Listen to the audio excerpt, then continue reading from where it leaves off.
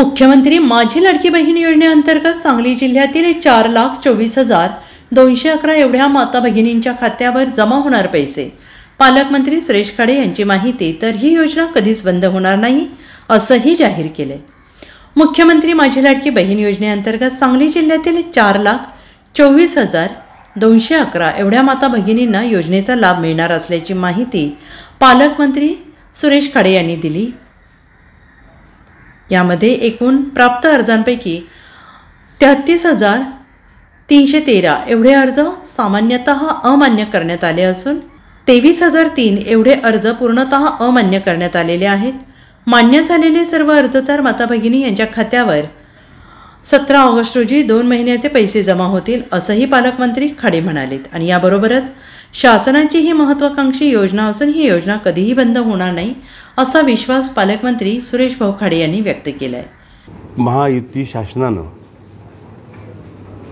त्यामध्ये आपले मुख्यमंत्री एकनाथ शिंदे साहेब असतील, उपमुख्यमंत्री देवेंद्र भाऊ असतील, तिसरे मुख्यमंत्री उपमुख्यमंत्री आपले दादा आहेत, अजितदादा पवार आहेत। ह्या लोकांनी एक स्कीम जाहीर केली। त्या स्कीमचं नाव आहे मुख्यमंत्री माझी लाडकी बहीण योजना। आणि ह्या योजनेचा प्रस्ताव कॅबिनेटमध्ये घेऊन तो मंजुरीला घेतला आणि त्याची प्रक्रिया चालू झाली। आणि प्रक्रिया चालू असताना निश्चितच याचं जनतेनं, माझ्या माता बहिणीनं एवढं मोठं स्वागत केलं, याचं समाधान व्यक्त केलं। आणि ते समाधान व्यक्त करताना आज आपल्या जिल्ह्याचं जर आपण रेकॉर्ड बघितलं तर आपल्याकडं एकूण अर्ज प्राप्त झाले 4,59,827। मान्यता मिळाल्या त्यातल्या 4,24,211 मान्यता मिळाली। हे आम्ही शासनाकडे आता अपलोड पण केलं आम्ही त्याला। आणि अंशतः अमान्य झालेले 33,313 आहेत।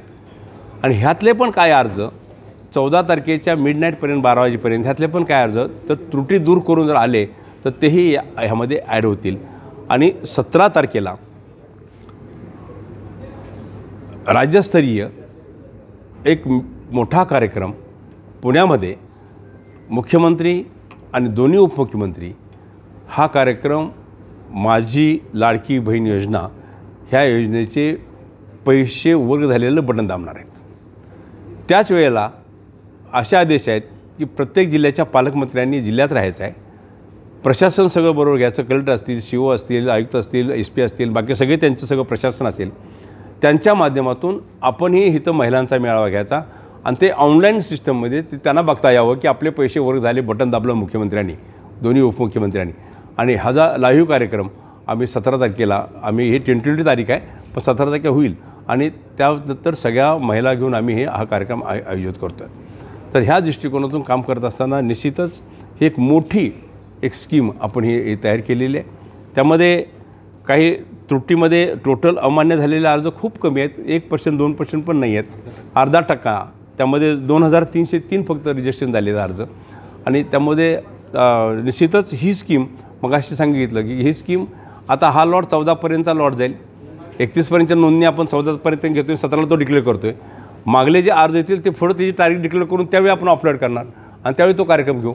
आणि असं करत करत ही पहिलं सांगतो की ही स्कीम आत्ता झालं म्हणून ती बंद होणार नाही, ही स्कीम कायमस्वरूपी चालू राहणार आहे, एवढं मला आपल्याला सांगायचं आहे।